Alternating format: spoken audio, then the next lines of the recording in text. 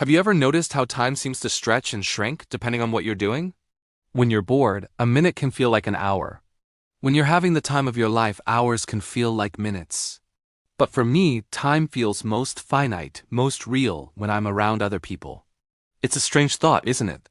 We often think of time in terms of deadlines, schedules, and a ticking clock. But the human element adds a completely different dimension. Think about it. You can have a project you love, a hobby you're passionate about, and you can put it on a shelf for a week, a month, even a year. When you come back to it, it's right there, waiting for you exactly as you left it. It hasn't changed. But people are different. You can love someone with all your heart, a friend, a family member, a partner, and still, somehow postpone them. You can postpone a phone call, a visit, a simple conversation. It's almost never out of cruelty or a lack of love.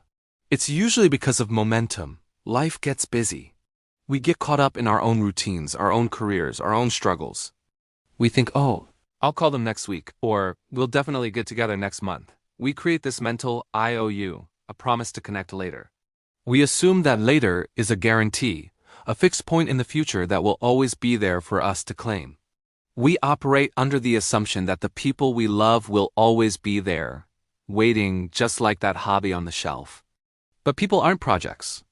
They grow, they change, they move on. Their circumstances shift, their feelings evolve. The world keeps spinning for them, just as it does for us.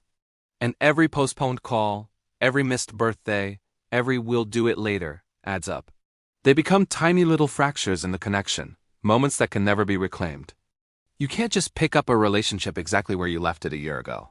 The context is gone. The shared moments that could have been weren't, and then one day it hits you. Maybe it's a sudden event, or maybe it's just a quiet moment of reflection. You look back and you see all those postponed moments, all those IOUs you never cashed in, and you realize something profound.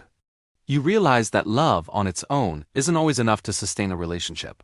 Love is the fuel, but time is the engine. Time is the currency we spend to show we care. It's the proof.